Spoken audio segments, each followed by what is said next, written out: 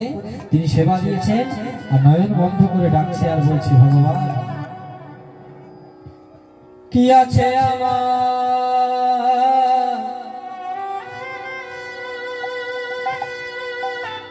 কি দেব তোমার,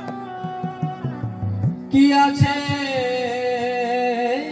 আমার, কি দেব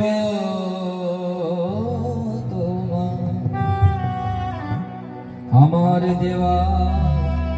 কিছু না,